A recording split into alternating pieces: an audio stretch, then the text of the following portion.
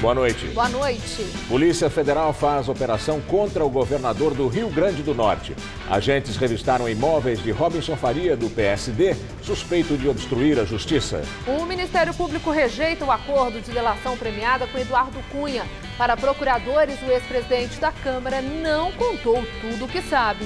Distribuidoras de combustíveis são investigadas por fraudes bilionárias. Mais de 100 empresas estão envolvidas em sonegação e lavagem de dinheiro. Ministra Carmen Lúcia propõe ação da cidadania contra a corrupção. A presidente do Supremo cita como exemplo o movimento de combate à fome liderado por Betinho. Muita tensão e suspense sobre o novo rombo das contas públicas. Meirelles passou mais um dia negociando e fazendo contas. Coreia do Norte suspende o plano de bombardear ilha americana no Pacífico. O recuo ocorre depois que a China proibiu a importação de vários produtos norte-coreanos. O Jornal da Gazeta está no ar.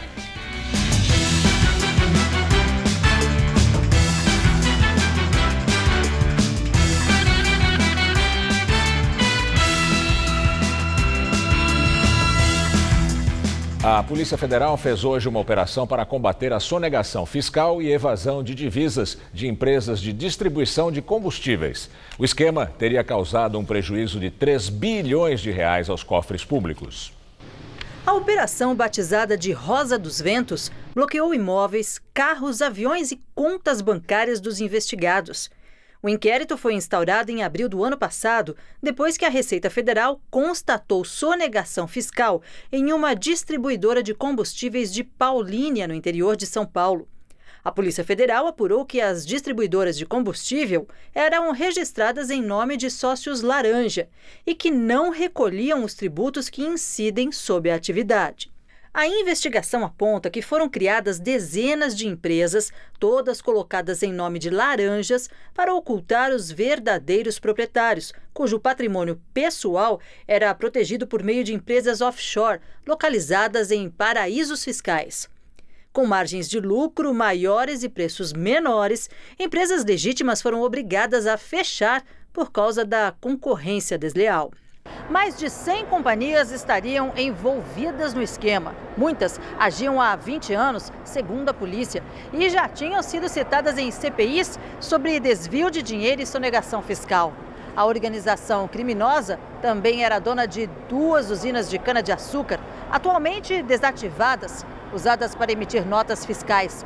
Também existem provas de evasão de divisas e fraudes envolvendo pedras preciosas. Um lote estava sendo negociado por 650 milhões de dólares, segundo os investigadores. Foram expedidos 36 mandados de busca e apreensão e 24 de prisão temporária nos estados de São Paulo, Minas Gerais, Goiás e no Distrito Federal. O resultado é muito bom até o momento, né? Quantidade de documentos e de indícios que vão levar ao avanço dessas investigações, ao avanço dos trabalhos e a tentativa de recuperação de parte do crédito que foi desviado.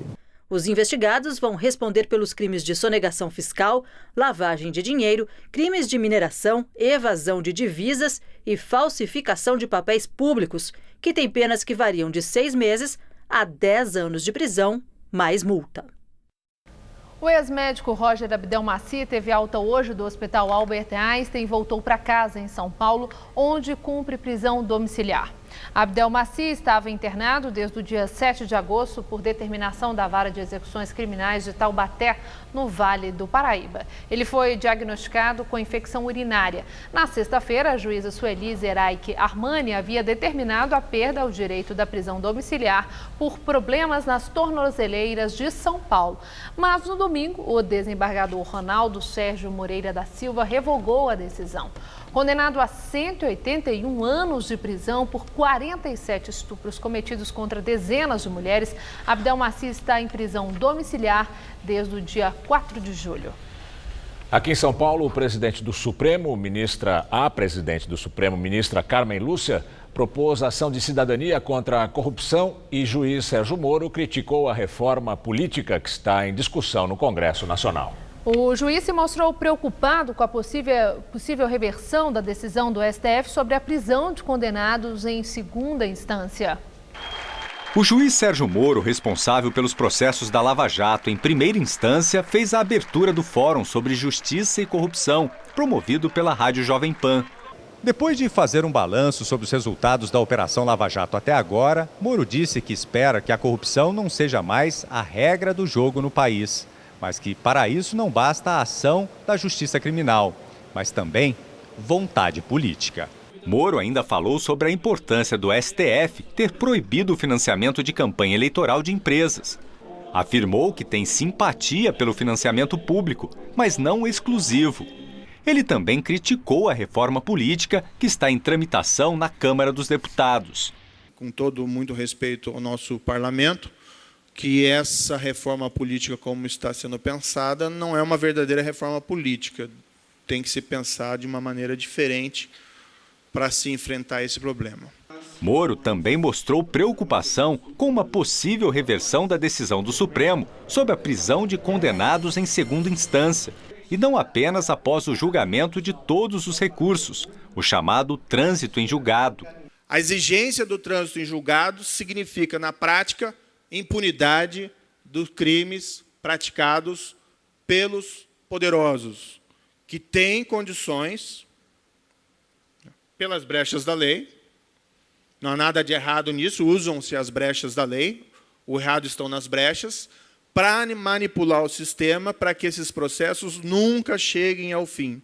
Seria lamentável que isso fosse alterado. A presidente do Supremo, Carmen Lúcia, também presente no evento, disse que o tema não é pauta da corte. A especulação se deu após os ministros Dias Toffoli e Gilmar Mendes sinalizarem que podem reverter suas decisões. No ano passado, eles votaram para que o réu, em caso de condenação, possa ir para a cadeia logo após receber a sentença na segunda instância. Agora, na visão dos dois ministros, o STF pode aplicar um meio termo. A execução da pena poderia começar após a decisão do Superior Tribunal de Justiça, o STJ. No seu discurso, Carmen Lúcia disse que a ética é a única forma de viver sem o caos. Ela declarou que gosta e confia no Brasil, mas não da forma que o país está no momento. Eu quero mudar o Brasil, eu não quero me mudar do Brasil.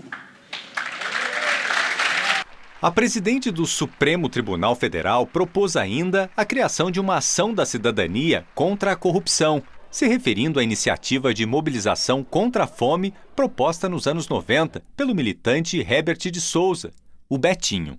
Ele disse: tenho fome de humanidade. Eu acho que nós, hoje, temos a fome de justiça, de liberdade, mas, principalmente, da nossa segurança de sabermos que poderemos ter um Brasil muito melhor. E agora vamos ao comentário de política com José Neumann e Pinto. O que aconteceu hoje na Comissão Especial para a Reforma da Política foi a maior canalice da história política do Brasil.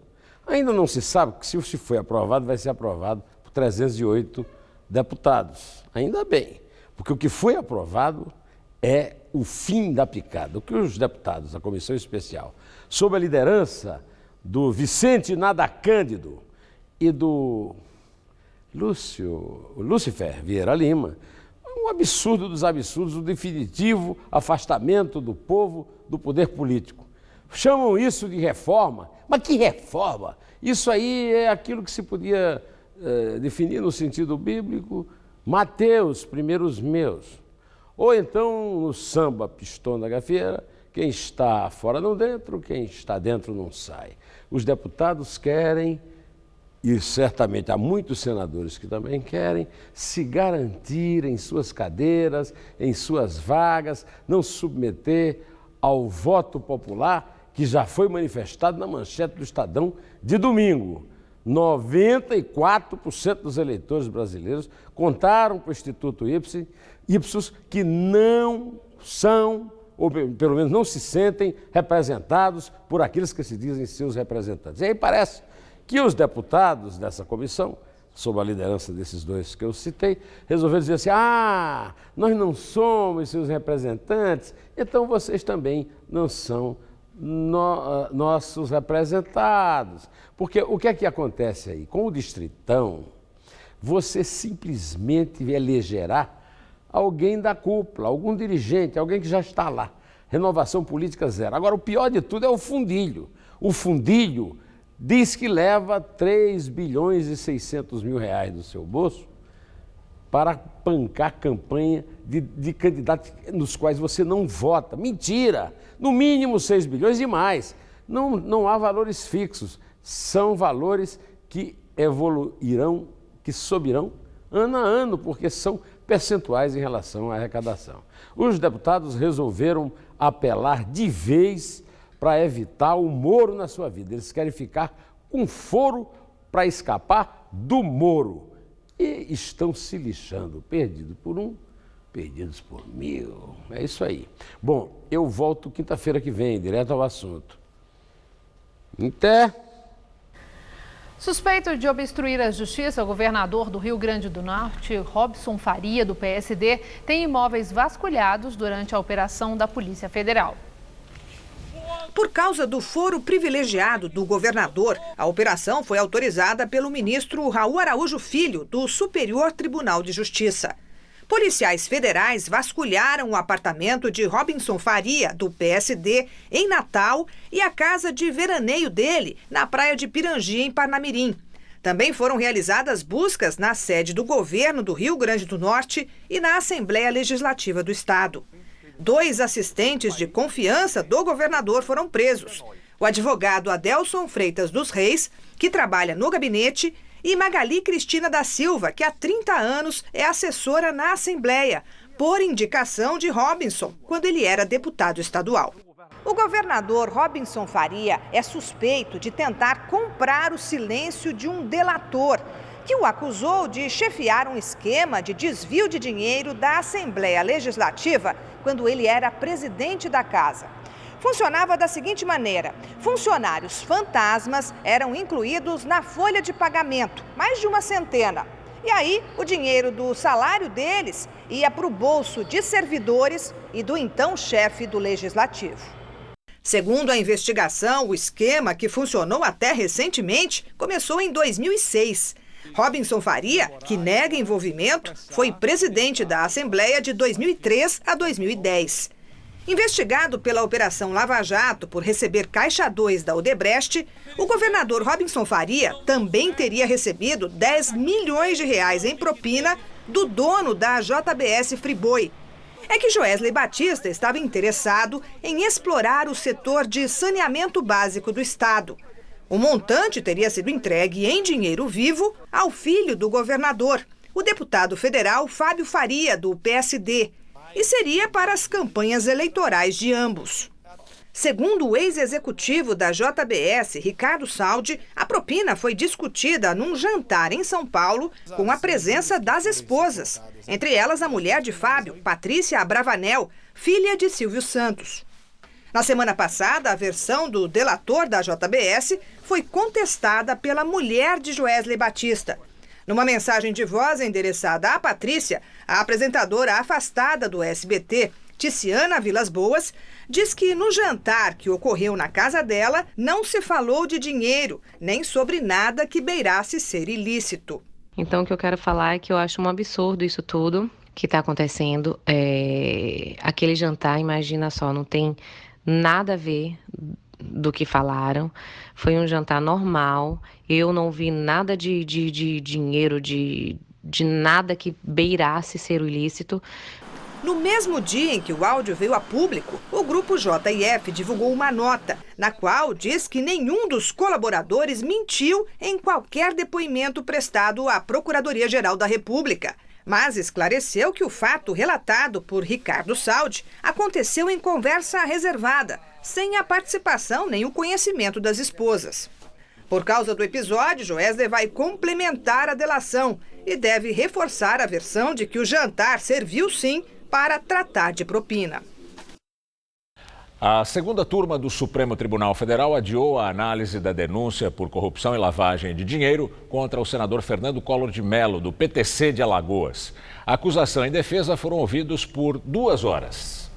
Os ministros Edson Fachin, Ricardo Lewandowski e Celso de Mello resolveram deixar a decisão que pode tornar Collor réu na Operação Lava Jato para terça-feira que vem. Collor é acusado, junto com outras 7 pessoas, de receber mais de 30 milhões de reais em propina por negócios da BR Distribuidora Subsidiária da Petrobras. A defesa afirma que não há provas contra Collor. O presidente Temer se reuniu hoje com o senador Aécio Neves, do PSDB, no Palácio do Planalto. Na saída do encontro de reaproximação, Aécio Neves foi perguntado sobre a pressão dos partidos do chamado Centrão por cargos ocupados pelo PSDB. O grupo formado por PP, PR, PSD, PTB e PSC tem alegado que foi mais fiel ao governo que os tucanos na votação da Câmara que barrou a denúncia de corrupção passiva contra Temer. Aécio Neves afirmou que o presidente Temer sabe que é importante continuar com os ministros do PSDB no governo.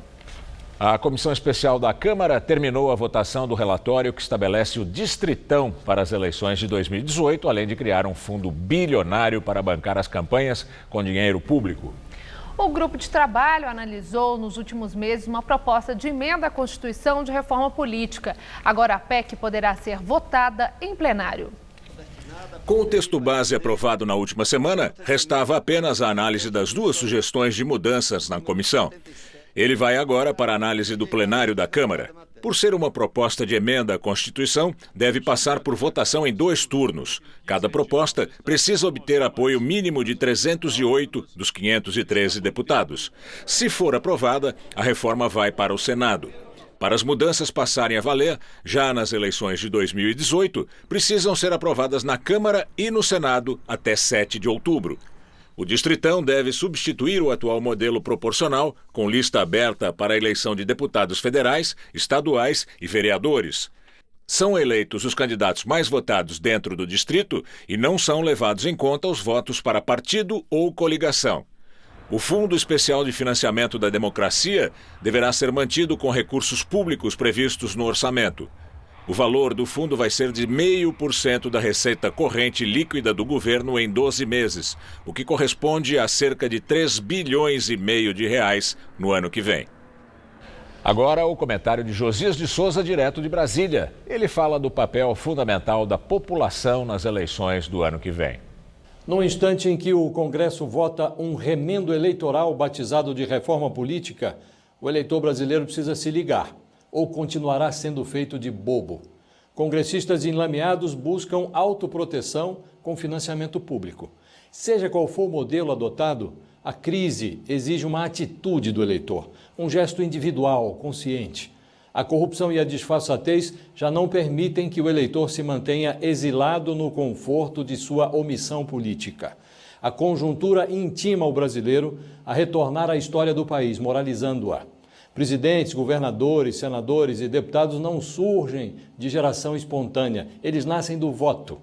E não é mais admissível que pilantras notórios continuem se reelegendo eternamente. O primeiro passo é abandonar o lero-lero de que políticos são todos iguais. Não são. Isso é coisa de quem não quer pensar. Depois que a política virou um outro ramo do crime organizado, ficou mais difícil distinguir bandidos de mocinhos. Mas não é impossível. Na era da internet, as informações estão aí à disposição de todos.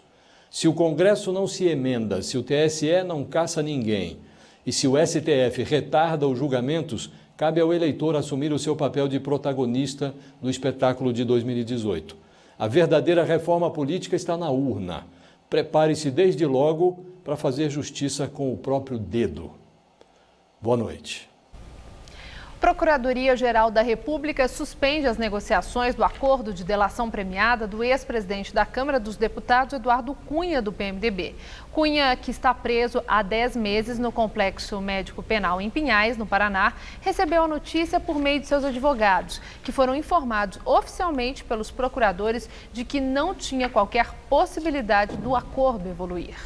Segundo envolvidos nas negociações, o principal motivo da suspensão das conversas seriam os temas pouco consistentes oferecidos pelo ex-deputado. Os defensores de Cunha estudam a possibilidade de insistir na delação depois que Raquel Dodge assumir a vaga de Rodrigo Janot na Procuradoria-Geral da República em 17 de setembro. Acontece hoje na capital a final do concurso Hacking Sampa. O objetivo da Câmara de Vereadores é incentivar jovens da área de tecnologia na criação de aplicativos para combater a corrupção. Fernando e Tatiane não se conheciam. A amizade nasceu junto com a parceria para criar o site Extrato Público. A ferramenta mostra onde e como cada vereador de São Paulo vem gastando as verbas de gabinete. Dados que já eram de domínio público, mas que quase ninguém entendia. Então a gente decidiu pegar essas informações e criar um script, um software que seja capaz de ler aquelas informações. Dá para ver, por exemplo, quanto já foi usado em combustível, material de escritório e até telefonia. A página mostra até a lista com as CNPJs e as notas fiscais de cada empresa fornecedora do produto ou serviço. E a gente viu um gasto num mês de um determinado vereador de R$30 mil. Então a gente parou para pensar, nossa, como que isso é possível, né? Serviços web, e a gente foi atrás das informações. O projeto é um dos finalistas do concurso Hacking Sampa, iniciativa do vereador José Polici Neto, do PSD, e patrocinado por empresas privadas. A primeira fase deste evento foi no final de junho. 50 jovens hackers se reuniram aqui no plenário da Câmara Municipal para criar essas ferramentas. Eles tiveram palestras com especialistas em tecnologia e também com auditores da Controladoria Geral do município. A ideia era entender melhor os principais problemas fiscais da cidade. Essa maratona do conhecimento contra a corrupção atraiu uma galerinha na faixa dos 20 e poucos anos e durou 36 horas. O time do João criou o Corruptômetro, mas que ainda não está no ar. O site pretende usar inteligência artificial para detectar vereadores que estejam fazendo mau uso do dinheiro público. Por exemplo, eu abasteci R$150 hoje no meu carro, eu sou um vereador de São Paulo. Se daqui a 2 dias eu abastecer mais R$120, R$100 ou até mesmo mais R$150, isso pode ser classificado como um gasto suspeito, uma vez que essa verba de combustível é exclusivamente para trabalho e para o vereador, ele não pode passar esse benefício para um familiar, um parente, um amigo. O grupo vencedor leva R$10 mil, mas o que esses jovens querem mesmo não é dinheiro. Pelo contrário, é que o dinheiro da política, o nosso dinheiro, deles e de todo mundo, seja usado como deveria. A gente quer que as pessoas analisem esses dados e elas julguem se isso foi corrupto ou não, porque o aplicativo em si ele só mostra o gasto. Agora, cabe às pessoas, controladoria, jornalistas, cidadãos também, ir lá e ver se aquele gasto que o vereador fez, se aquilo cabe com o que está dizendo ali. O BNDES quer que um processo de responsabilidade e contra os irmãos Joesley e Wesley Batista seja aberto em até 90 dias. O BNDES, um dos principais acionistas da JBS Friboi, também afirmou que vai defender a saída de Wesley Batista da presidência executiva da empresa. O processo defendido pelo BNDES é decorrente das delações premiadas dos irmãos Batista e de ex-executivos da JBS e da holding JEF, acertadas em maio e que forçaram a gigante do processamento de carne a iniciar um programa de venda de ativos para levantar R$6 bilhões. O BNDES também defende a contratação de uma auditoria externa independente para apurar danos causados pelos crimes confessados e identificar eventuais outros responsáveis. O BNDES é o segundo maior acionista da JBS, atrás apenas da família Batista. O banco é dono de 21,3% da empresa, por meio do BNDESPAR, o seu braço de participações. A FB Participações, empresa da família Batista, detém 42,5% da JBS. As outras ações estão pulverizadas entre minoritários. A terceira turma do Superior Tribunal de Justiça decidiu hoje, por unanimidade, a condenação do deputado Jair Bolsonaro, do PSC do Rio, pelas ofensas dirigidas à também deputada Maria do Rosário, do PT do Rio Grande do Sul. Bolsonaro foi condenado pelo TJ do Distrito Federal em 2015 a pagar indenização de R$10 mil à petista por danos morais, mas recorreu. Em 2014, Bolsonaro afirmou que Maria do Rosário não merecia ser estuprada porque ele a achava muito feia e a petista não faz o tipo dele. Por essa declaração grosseira, o deputado também é réu no Supremo Tribunal Federal. Bolsonaro afirmou que vai recorrer. A Polícia Federal realizou na manhã de hoje no Rio a operação para cumprir mandados de busca e apreensão em endereços ligados ao ex-deputado federal Rodrigo Bettelin. Os mandados foram expedidos pelo juiz Marcelo Bretas, da 7ª Vara Criminal.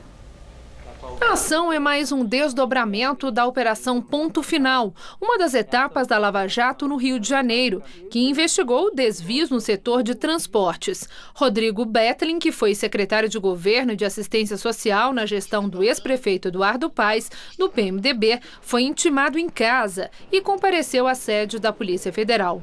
Mensagens interceptadas pelo Ministério Público Federal nos celulares de presos da Operação Ponto Final indicam que Bettelin atuaria como intermediário dos empresários de ônibus em um esquema criminoso ligado à Prefeitura do Rio. Segundo as mensagens, ele teria dito que a negociata teria continuidade na gestão do atual prefeito Marcelo Crivella, do PRB. O Ministério Público não encontrou sinais de envolvimento direto do ex-prefeito Eduardo Paes e do atual prefeito no esquema criminoso. Na saída do depoimento, Bettelin disse que está tudo esclarecido. O líder do governo no Senado, Romero Jucá, do PMDB, afirmou que ainda hoje a equipe econômica deve anunciar um déficit de 159 bilhões de reais para este ano e também para o ano que vem.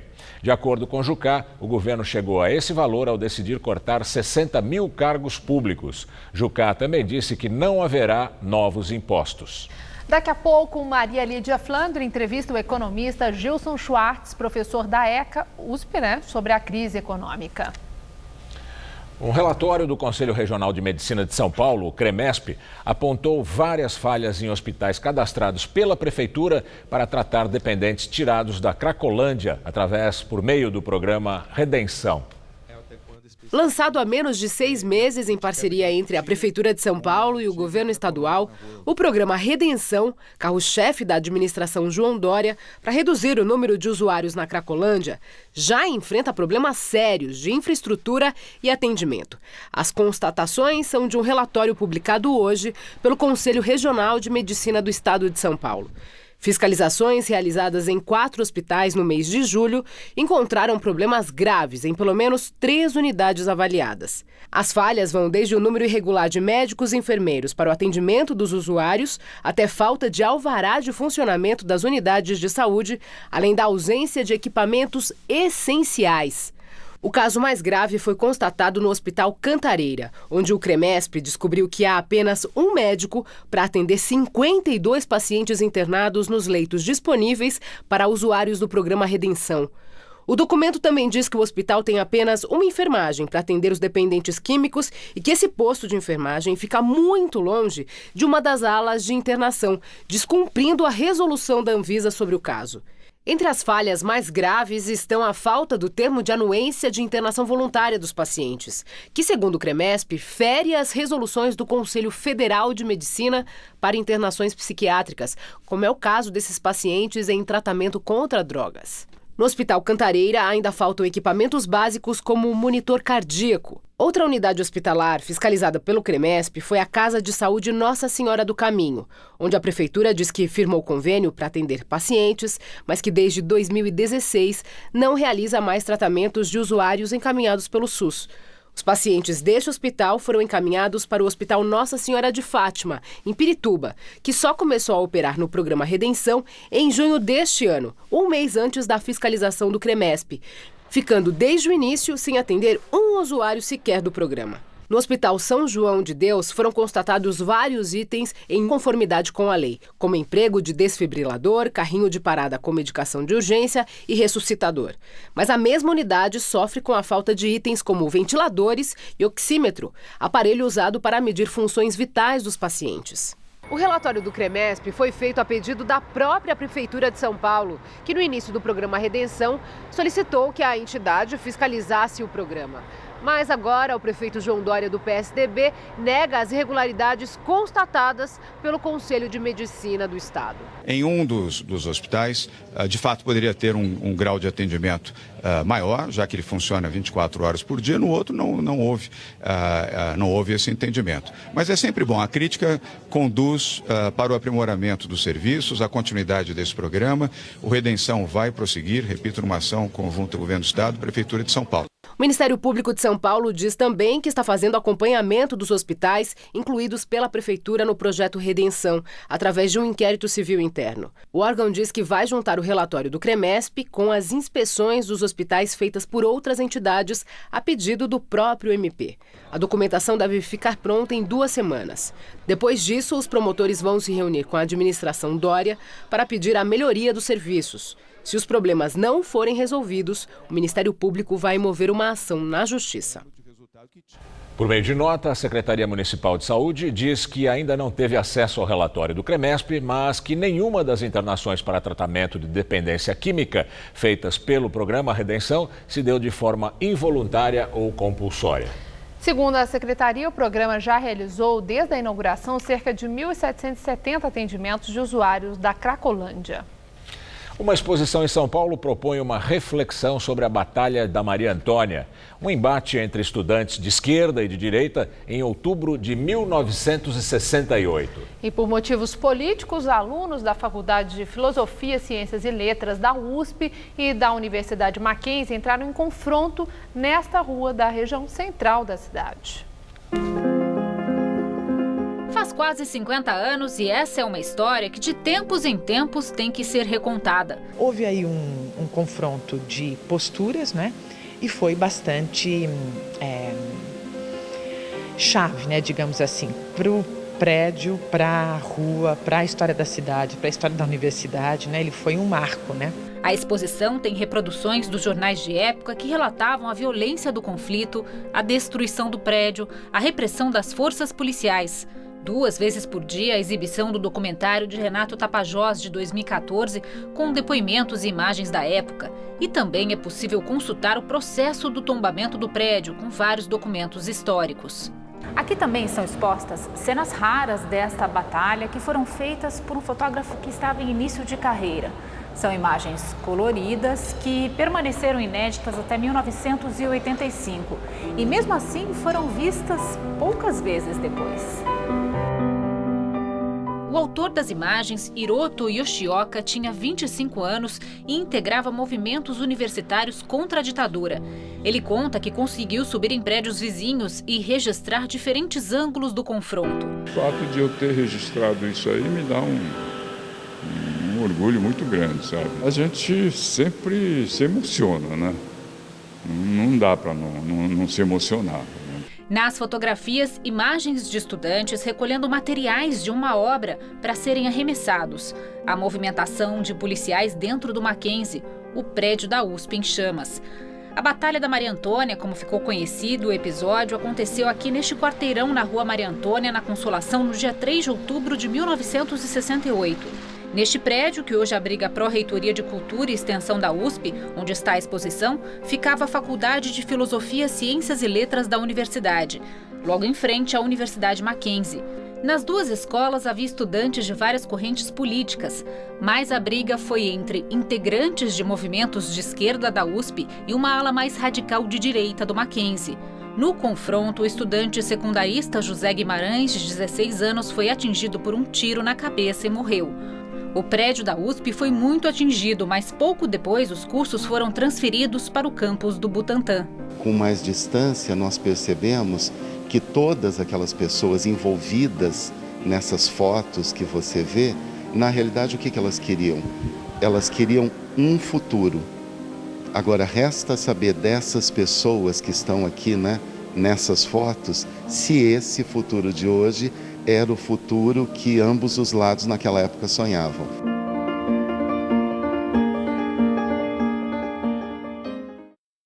A exposição Revolver fica em cartaz no Centro Universitário Maria Antônia até 25 de janeiro do ano que vem, de terça a domingo, das 10 da manhã às 6 da tarde. E é de graça.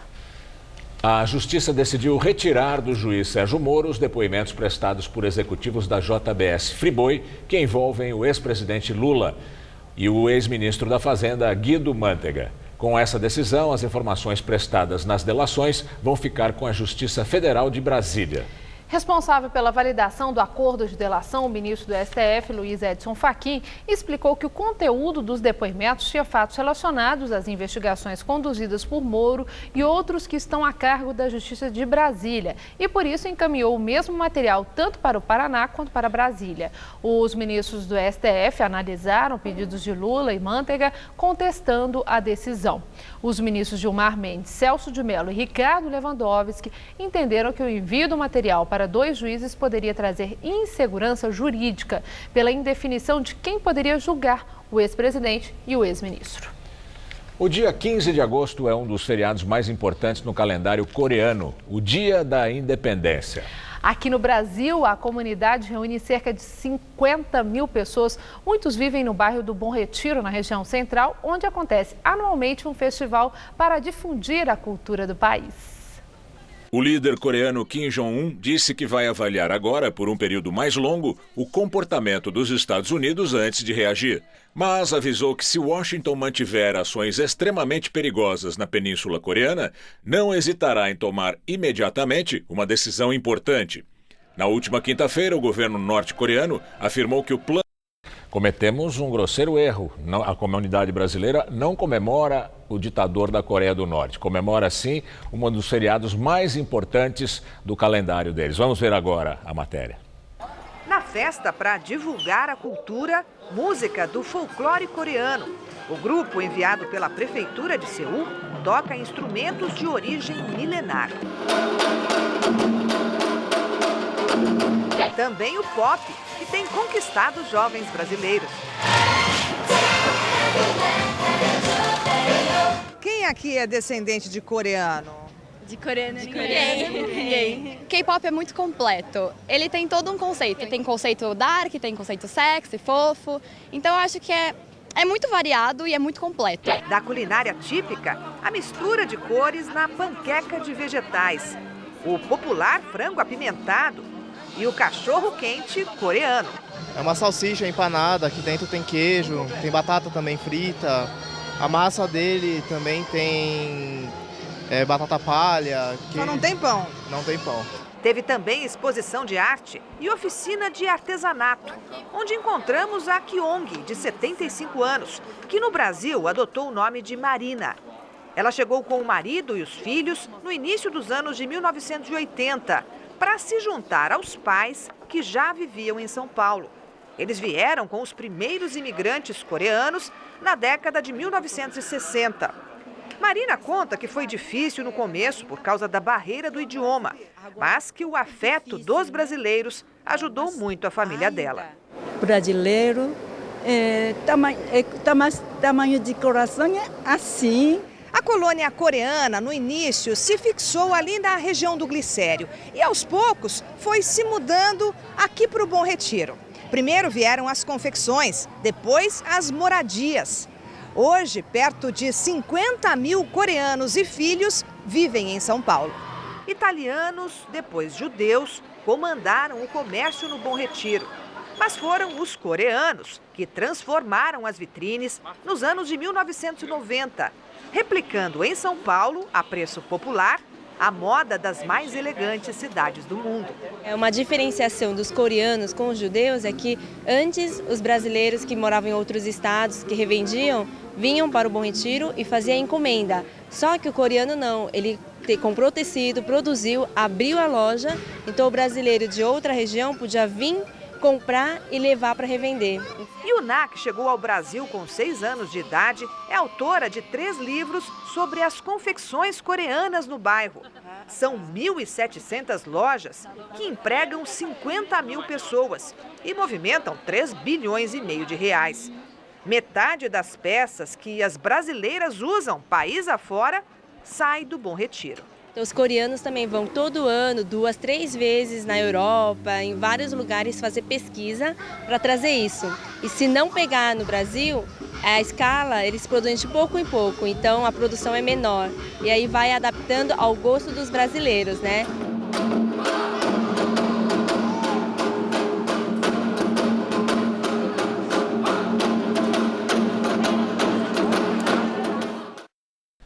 Na Argentina, o candidato apoiado pelo presidente Maurício Macri ganhou força nas eleições primárias para o Senado, na capital, Buenos Aires. A ex-presidente Cristina Kirchner, que concorre para o mesmo cargo, ficou alguns décimos para trás. O resultado final ainda depende de uma nova contagem que pode demorar até 10 dias.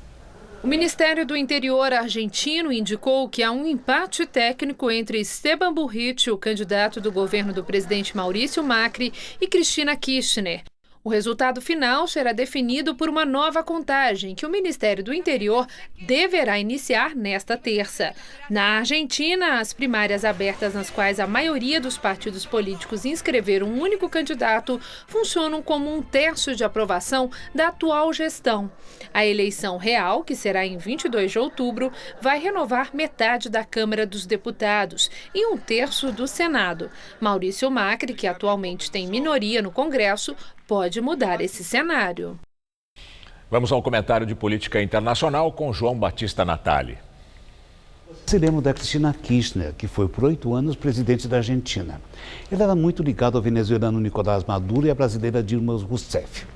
Pois bem, ela tentou neste domingo voltar ao primeiro plano da política argentina, depois que em dezembro de 2015 o candidato dela perdeu a presidência para o liberal Maurício Macri. Mas Cristina sofreu agora um escorregão importante.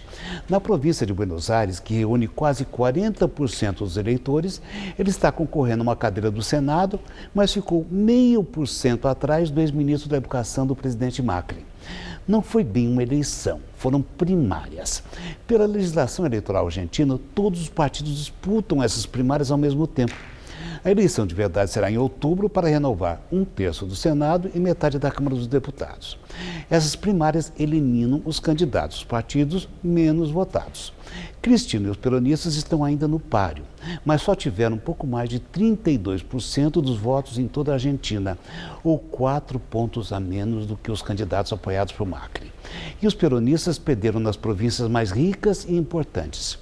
Cristina tentou transformar essas primárias num plebiscito para avaliar os 20 meses de desempenho do novo governo do presidente. E levou a pior, por mais que a economia da Argentina não seja as mil maravilhas. O desemprego aumentou e está em 8,4%. A inflação também cresceu e chegou a 41% ao ano. Mas isso por causa dos ajustes econômicos para consertar os estragos provocados pela própria Cristina Kirchner. Ela usava parte do orçamento para dar subsídios a mercadorias e serviços.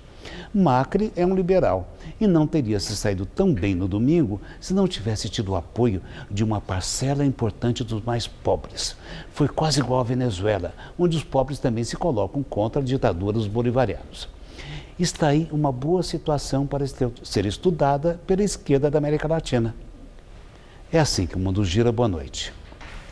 O centro de São Paulo ganha uma nova opção de lazer, cultura e alimentação. A unidade 24 de maio do SESC vai ser inaugurada no próximo sábado.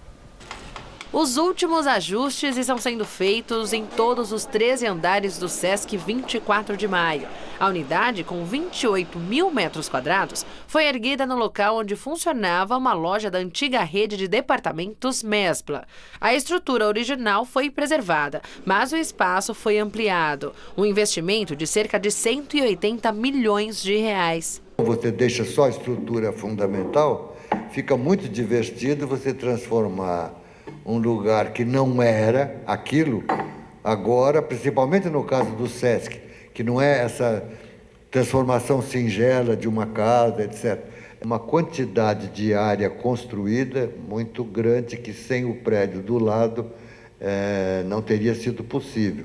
O arquiteto Paulo Mendes da Rocha produziu um mobiliário exclusivo de mesas e cadeiras. 5 mil pessoas de todas as idades devem circular pela unidade todos os dias a partir deste sábado.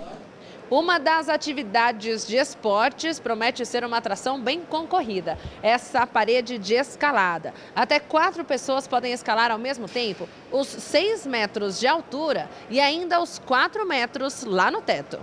A área vai contar com espaço de brincar, biblioteca com 12 mil títulos e piscina na cobertura, com 500 metros quadrados. O teatro tem capacidade para 216 pessoas. Para quem tem a carteirinha do SESC, 16 salas vão oferecer serviço de dentista. A unidade 24 de maio vai ser a primeira da rede a realizar procedimentos de ortodontia e implantes. O SESC faz parte do chamado Sistema S do governo federal, ao lado de outras instituições como o Senai, SESI, SENAC e SEBRAE. Todas recebem contribuições de empresas. No caso do SESC, as empresas são de serviço social e do comércio. Quem contribui são as empresas sobre a folha de pagamento. Não é dentro da folha, sobre a folha. O que significa dizer, se uma pessoa ganha 100, a empresa deverá pagar 1,5 para o SESC, para manter o SESC. A nova unidade do SESC fica na rua 24 de maio, número 109, no centro da capital. Outras informações pelo site sesc.sp.org.br. O ministro da Fazenda, Henrique Meirelles, anuncia neste momento a revisão da meta fiscal. Meirelles confirmou que já tinha sido adiantado pelo líder do governo no Senado, Romero Jucá, do PMDB. O teto do rombo vai ser de 159 bilhões de reais para este ano. O déficit aumentou em 20 bilhões sobre a previsão inicial. Segundo Meirelles, a principal causa foi uma acentuada queda da receita do governo.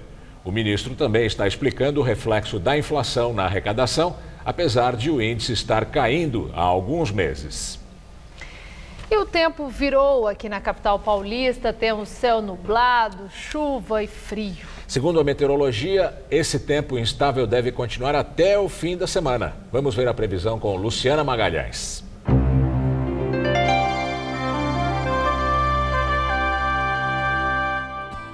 O tempo segue instável em boa parte do centro-sul, do norte e em um pedacinho do nordeste, mas já vai dar para ver uma melhora em relação aos últimos dias. Isso porque a nebulosidade diminui um pouco, mas olha, pode chover a qualquer hora do dia, desde o Paraná, passando pelo sudoeste do Mato Grosso e em boa parte da região norte. O mesmo acontece em São Paulo e também no sul do Rio de Janeiro. Chove à tarde no sul de Minas Gerais e pode chover de forma passageira no litoral entre a Bahia e o Rio Grande do Norte. Já nas demais áreas, tempo firme com sol e ar seco.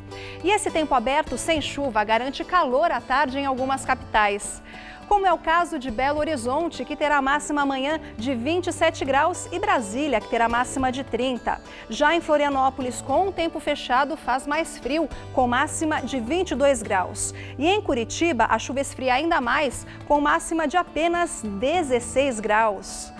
Agora, no detalhe, o mapa aqui de São Paulo. Amanhã pode chover desde cedo, de forma moderada a forte, no centro-sul e no leste do estado, incluindo a capital. Já no norte paulista, a chuva só chega à tarde. Na região centro-oeste, apesar da chuva, máxima de 29 graus em Votuporanga. Em Presidente Prudente, máxima de 25. No norte do estado ainda faz calor, com máxima de 27 graus em Ribeirão Preto e também em Franca. E na faixa leste, frio, com máxima de 20 graus em Sorocaba e de 19 em São José dos Campos. Para a capital, a chuva se intensifica ao longo do dia a partir de amanhã. Chove a qualquer hora e a máxima fica em 22 graus. Já na quinta, o tempo fecha de vez e a máxima cai para os 17. E na sexta, melhora um pouquinho com algumas aberturas de sol e máxima de 21 graus. A seguir, Maria Lídia entrevista ao vivo o economista Gilson Schwartz, da USP. Até já. O impacto da Lava Jato sobre a prometida retomada do crescimento econômico na entrevista do dia com Maria Lídia Flandoli. Entrevista o economista Gilson Schwartz, professor da ECA, a Escola de Comunicação e Artes da USP. Muito obrigada, professor, por estar conosco. Obrigado. Bom, eu não vou começar, professor, com isso que está sendo o assunto do dia, que é a revisão da meta fiscal. Porque eu vi uma declaração do presidente do BNDES, Paulo Rabelo de Castro, que chamou a minha atenção e eu entendo que merece reflexão. Numa palestra na Associação Comercial de São Paulo, ele disse que as sentenças judiciais decorrentes da Lava Jato inviabilizaram as empreiteiras, que são fundamentais para o investimento em infraestrutura, que são investimentos imprescindíveis para o desenvolvimento do país, e que os donos dessas empreiteiras não deveriam ficar presos, mas assumir o comando dos seus negócios. Eu quero ouvi-lo sobre isso. Se o presidente do BNDES está certo, se deve haver essa blindagem com presidentes, com os donos das mega empreiteiras, que são mesmo tão importantes na vida do país, mas se eles devem ser poupados, se eles são grandes demais para ir para a cadeia. Bom, a expressão célebre em inglês, né? Too big to fail. Quer dizer, quando as instituições, especialmente financeiras, são consideradas grandes demais para quebrar. E agora foi adaptado, o debate está correndo nos Estados Unidos, too big to jail, quer dizer, é grande demais para enquadrar e para botar na cadeia. Realmente essa é uma discussão já antiga na economia, porque as crises elas voltam, e no contexto das crises, muitas vezes, esquemas que escapam completamente à legalidade, e agora mesmo o debate nos Estados Unidos. Afinal, depois da crise de 2008, as empresas, as instituições financeiras que provocaram aquela, que parecia uma marolinha, no final foi um tsunami mesmo, né? O mundo inteiro? Quem foi, de fato, apenado, preso, e, enfim, acho que aí é uma questão importante que os economistas chamam do risco moral. Quer dizer, se você realmente ajuda demais quando ocorre uma crise, o gestor pode se sentir, em última análise, em última instância, livre para cometer qualquer deslize, qualquer ilegalidade, porque ele sabe que no passado já houve aquela proteção, aquela blindagem. Então ele fala, bom, vamos de novo reincidir, porque na hora do vamos ver, na hora H, haverá uma blindagem. Então, o argumento do Ministério Público, né? Até nesse pronunciamento, nessa palestra do presidente do BNDES, ele faz uma referência aos procuradores do Ministério Público, entendendo que é necessário que se dê aula de economia para eles, porque eles não entendem nada de economia. E é preciso ensiná-los sobre os efeitos negativos das ações que eles promovem no sentido de exigir o respeito à lei. Agora, é da caneta dos procuradores que sai o desemprego, a crise econômica, o fechamento das empresas? Bom, o presidente BNDES, certamente, eu acho que em vários pronunciamentos dele recentes, a gente observa que há também uma defesa, ainda que indireta, né, mas há uma defesa dos investimentos que foram feitos pelo banco. Talvez a gente pudesse dizer até um esforço para descriminalizar as políticas públicas dos últimos anos, do próprio BNDES, que afinal investiu em várias dessas empresas que estão sendo agora processadas e recebendo penas e multas, né? Ali tem investimento público, teve e ainda tem, porque de fato o BNDES não se desfez, ao contrário, ele continua com essa forte participação em várias dessas empresas.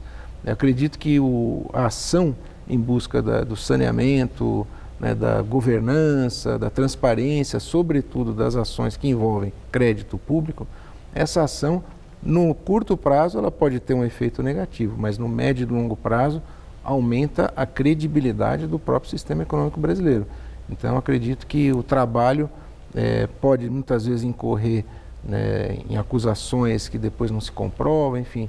A situação está ficando complexa. E né? como que os outros países desenvolvidos, encaram a complexidade desse tipo de situação, de empresas corruptoras flagradas e através das delações premiadas e as provas, muitas vezes, ou indicadores robustos dessa corrupção? Bem, o único lugar que eu vi, onde inclusive o próprio executivo muitas vezes fazia o harakiri, é o Japão.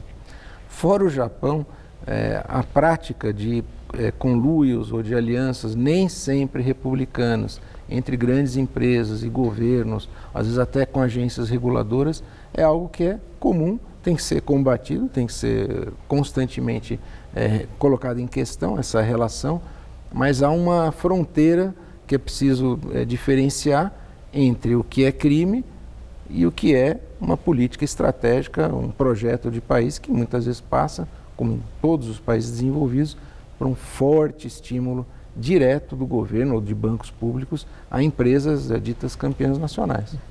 Bom, eu não posso deixar de falar da revisão da meta fiscal e no tempo que nós temos a pergunta já foi anunciado, como o Jornal da Gazeta acabou de transmitir, que a revisão da meta foi para os 159 bilhões da meta fiscal. O governo Temer ficou realmente numa situação de se ver obrigado a rever essa meta fiscal?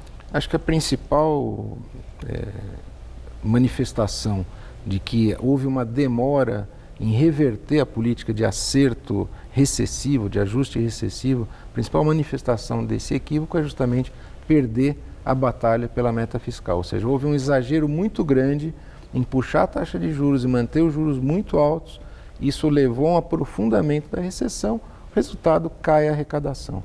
O governo tem feito um esforço razoável de contenção, mas vamos lembrar que nos últimos 25 anos o salário do funcionalismo teve reajustes anuais reais de 5% ao longo de 25 anos. O país cresceu, as despesas cresceram, mas a receita caiu com a desaceleração econômica e o juro alto aprofundou a recessão, frustrou as metas de arrecadação. Então eu acho que é uma manifestação de um equívoco da política anterior e que agora só resta correr atrás do prejuízo e torcer para a economia crescer mais e os juros caírem mais rapidamente. Quer dizer, precisa muita torcida. Muito obrigada, professor. Uma boa noite. Obrigado, boa noite. Gamberini. O Jornal da Gazeta termina aqui. A edição de hoje pode ser vista no site do Jornal da Gazeta. Mais notícias em nossa edição das 10. Uma excelente noite para você. Boa noite e até amanhã.